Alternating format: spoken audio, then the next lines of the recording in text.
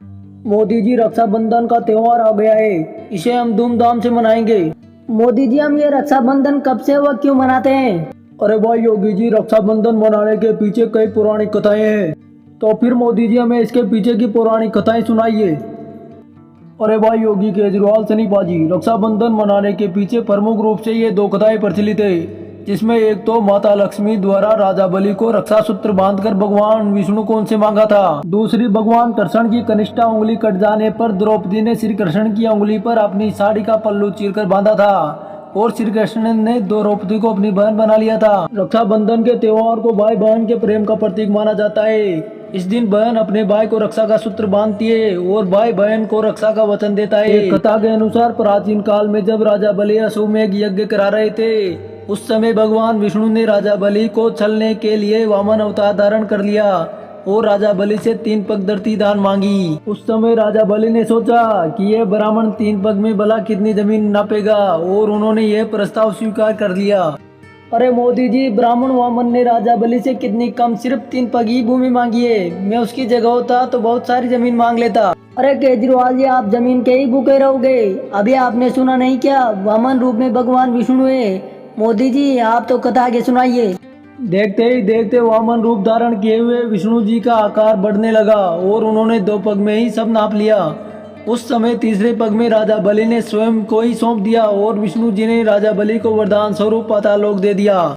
उस समय बलि ने भगवान विष्णु से एक वचन मांगा कि जब भी देखे तो सिर्फ विष्णु जी को ही देखे और विष्णु जी ने तथास्तु कहकर वचन को पूर्ण कर दिया। अपने वचन के अनुसार भगवान विष्णु पाताल लोक में रहने लगे।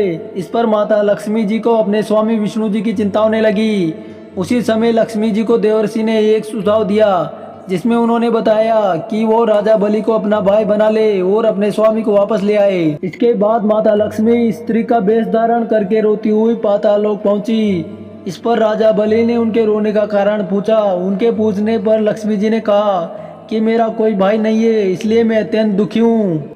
उस स्त्री को रोता हुआ देखकर राजा बलि ने कहा कि तुम मेरी धर्म बहन बन जाओ। इसके बाद लक्ष्मी जी ने राजा बलि को राखी बांधकर धर्म भाई बना लिया और राजा बलि से अपने स्वामी विष्णु जी को वापस मांग लिया। संयोग से उस दिन श्रावण मास की पूर्णिमा थी। ऐसी मान्यता है कि उसी दिन से रक्षाबंधन का त्योहार हम सबके बीच आया। और मोदी जी, दूसरी मान्यता के अनुसार रक्षाबंधन का त्योहार कैसे आया? एक अन्य कथा के अनुसार श्री कृष्ण ने महाभारत में द्रौपदी को अपनी बहन के रूप में स्वीकार किया और इसकी कथा के अनुसार भगवान श्री कृष्ण ने जब अपने सुदर्शन चक्र से शिशुपाल का वध किया, तब उनकी कनिष्ठा उंगली कट गई, जिससे भगवान कृष्ण की उंगली से रक्त की धार बहने लगी। उस समय द्रौपदी ने अपनी साड़ी के चीर के एक टुकड़े को श्री कृष्ण की उंगली पर बांध दिया। उसके बाद ही कृष्ण ने द्रौपदी को अपनी बहन के रूप में स्वीकार कर लिया और उसे हर संकट की परिस्थिति में उसकी रक्षा करने का वचन दिया। उसी वचन की वजह से बड़ी सभा में श्री कृष्ण ने द्रौपदी को कौरवों द्वारा चीरहरण होने से बचाया था। उस दिन भी श्रावण मास की पूर्णिमा थी। माना जाता है कि तब से ही रक्षाबंधन का त्योहार हम सबके बीच में आया है। मोदी जी, एक बात बताओ, क्या पत्नी भी अपने पति को राखी बांध सकती है? देखो भाई सनी पाजी, कई जगह लिखा हुआ है कि पत्नी भी अपने पति को राखी बांध सकती है। पत्नी ही नहीं, एक पुत्री भी अपने पिता को राखी बांध सकती है।